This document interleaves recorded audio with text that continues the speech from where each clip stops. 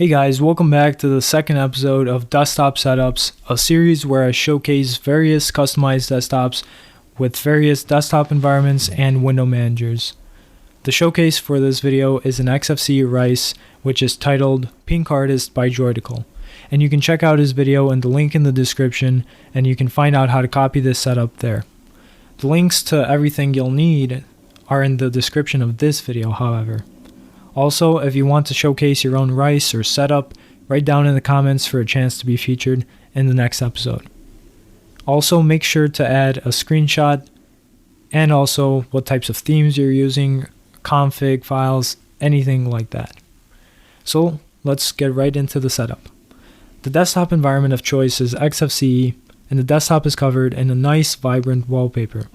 To add on to the vibrancy, the panel is a pinkish color with an icons-only taskbar, system tray to the right, and the clock in the middle, kinda like in GNOME.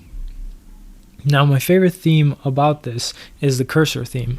Droidical chose to go with the Night Diamond 3.0 theme, which has a blue and red version respectively, and if you watch closely, it becomes animated once it's moved and goes back to normal when the cursor is stationary. I think that this is really neat, and it's the first type of cursor theme that does something like that I've seen on Linux.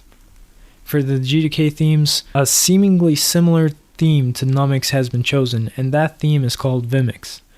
There's various versions of this theme, and the version being used in this video is Vimix Ruby. The title bar looks similar to the Mac style buttons, so it would make sense that the choice of placement for the title bar buttons is on the left for a more fitting look. Along with the desktop, the icon theme is also colorful and has a nice simple design.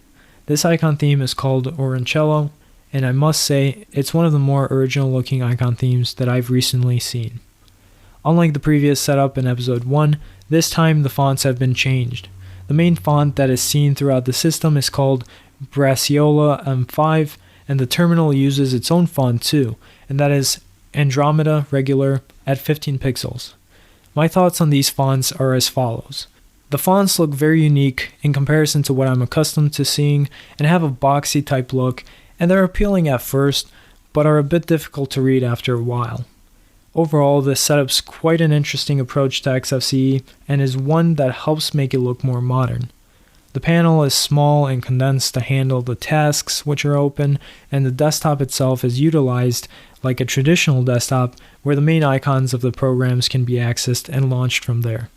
For some reason, native menus don't look quite appealing, maybe because I messed something up along the setup, not quite sure, although GTK3 applications look great.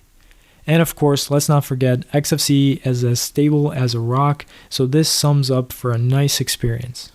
Well, that's been it with this setup and episode. Hope you enjoyed, and thanks for watching.